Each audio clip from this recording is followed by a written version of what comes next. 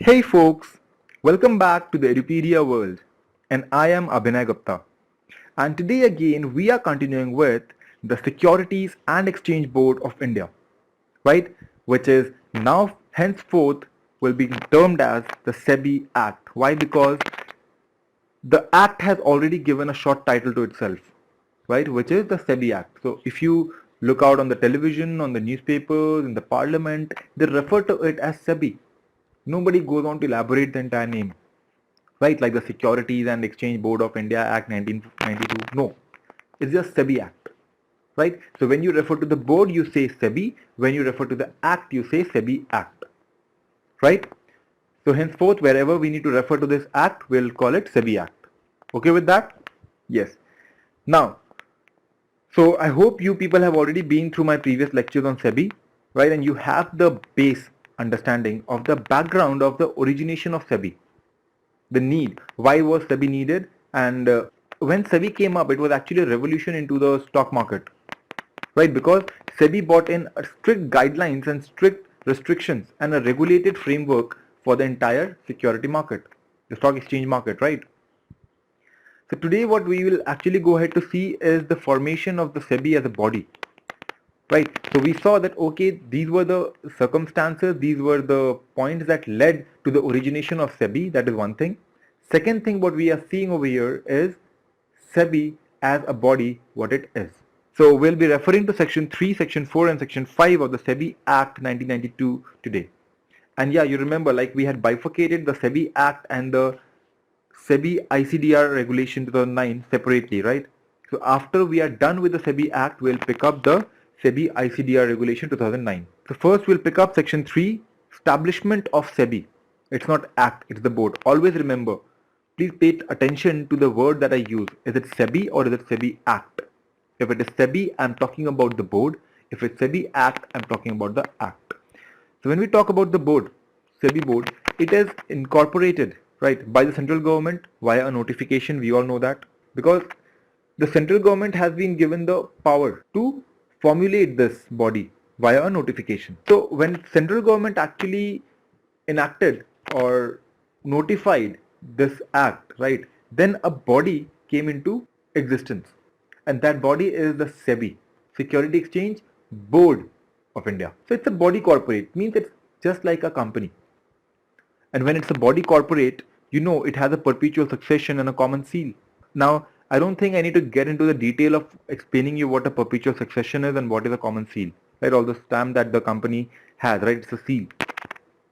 We have already been understanding perpetual succession and common seal since our IPCC, or actually since our CPT, because it's similar to the definition of company, any other company, right? Because these are the factors that have to be present if it's a body corporate. It has to have a perpetual succession, common seal, and the whale and everything. A lot of things are there in a company, if you remember the definition of company.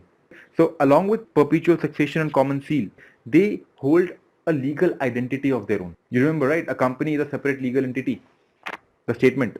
So even SEBI as a body corporate has a legal identity of its own, which is not dependent on the back end of SEBI.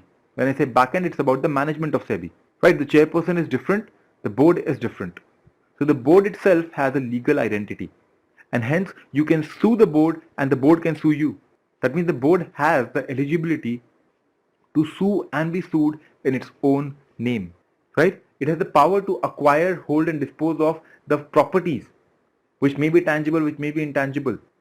All these powers are there with the board, because the board is again a separate legal entity. It has an identity of its own. If you want to locate SEBI, please go to Nariman Point in Mumbai. That is where SEBI, the office, is located. It's in the Mittal Court over there. So that is about the SEBI as a board, right? And that is what has been given in section 3 of this act.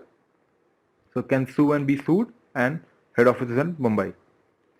Next is section 4, the management of the board, right? Now when you talk about the management of the board, you know that there has to be a hierarchy set, right? So a hierarchy is there, not a point, not a question, right? Not a point of concern.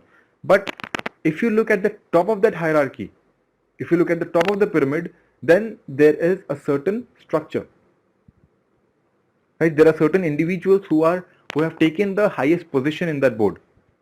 So it starts with the tip of the pyramid basically is a chairman, right? So a chairman is appointed by the central government to head the board, right?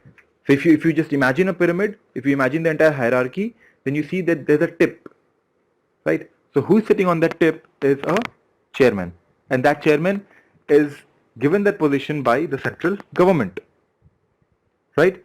Then below, now come to the next level. Just imagine a pyramid. Come to the next step. From the cone that is on the top, just come one stone down, then there are two members. Those two members are officials of the ministry of the central government. Now, which ministry? They deal in the finance and administrative department, right? So they deal with the finance and administration of the Companies Act, the old one, 1956, right? And even they are nominated by the central government. So now if you imagine the pyramid in Egypt, there is one person sitting on the tip. On the next two blocks, there are two more people sitting. Now come down, then in that block, there's just one person sitting from all four corners, right? And that is a member from the Reserve Bank of India. So this person is an official from the Reserve Bank of India, and this person is not nominated by central government. This person is nominated also by the Reserve Bank of India. So RBI sends one of its official to sit on that pyramid. And then below that pyramid, now you see if it's a pyramid for the cone, then two people, then here 4-5 people could be there, but there's just one on this level, right? And then again the pyramid goes broader on the bottom end, so it's 5 people over there. So they have 5 other members, of whom at least 3 shall be whole-time members, right? And these 3 whole-time members should be appointed by central government, right? And the other 2 who are not whole-time, even they will be appointed by the central government. So basically, if you see, it is the central government who is fixing up the positions on that pyramid. The chairperson, then 2 officials from the finance and admin department, then other 5 people from whom 2 are whole-time. But in between there's one person, one ikka, right, if I would say, from RBI. He's an official from RBI. Can you frame that imagination in your brain? Right? You'll not forget the structure of SEBI. Because earlier for any other hierarchy, I don't think you have imagined a pyramid, an actual existing pyramid. And now below that, if you go to the lower rocks, you find a lot of people over there who are handling the day-to-day operations and all those things and IT and everything. There are a lot of people in the hierarchy. But on the top, these are the people who are settled. So they are the management of the board. Which board? The Security Exchange Board of India. So when I talk about management, right, it is a general superintendence. Now to the management, the general superintendence, the direction and the management of the affairs, right, of the SEBI will vest with the board, and they will exercise all the power and do all the acts and things that have to be exercised and done by SEBI. So this is the management. So what SEBI does is actually what the management is doing, but it is done in the name of SEBI. So it's the identity of the SEBI that is used, but the actions are actually being taken care by the management who are in the back end. Now the chairman who is there, that chairman will also have the power of general superintendence, right? And he can also direct the affairs of SEBI. But when the chairman also exercises that, he is not doing it all alone. It's an entire management that is doing that. But SEBI actually gives certain more powers to the chairman that, okay, if you also want to do it all by yourself, then you may exercise all the power and do all the acts and things by yourself, and that will be deemed as if it is done by SEBI. So, and one more thing, if you actually go by the words to understand, then the chairman is appointed by the central government. So they will pick up one person and appoint that person as the chairman of the board. So who is important is not the position, the person, right? So that person is appointed the position that, okay, please you go and take care of the board, and other members are nominated. So now what is important is the position. So once the chairman is sitting over there, because without the chairman they cannot manage. So please, Mr. Chairman, you are a superhero, go and sit over there. And now you need more people. Now let us nominate certain people for your filling up the gaps. And hence the other members are all nominated by RBI, by central government and by those places. And now if you ever think that who shall be the member of SEBI, right, then the chairman and all the other members that we have already talked about, right, these should be the people who have the eligibility, the ability, the integrity and the standing, so that they can be there in the capacity, and they can be there to deal with the problems that SEBI faces, right? And those problems are basically problems related to the security market. So they should have special knowledge about the securities, about the law governing them, and about the background and all those left and right, up and down, right? They must have good experience about law that is operating in the country, that is governing these companies, about the finances that we follow, right? The economy of the country. What economy do we follow, right? What is the accountancy? What are the new standards that have come up? So now we have shifted from Ind AS to IFRS.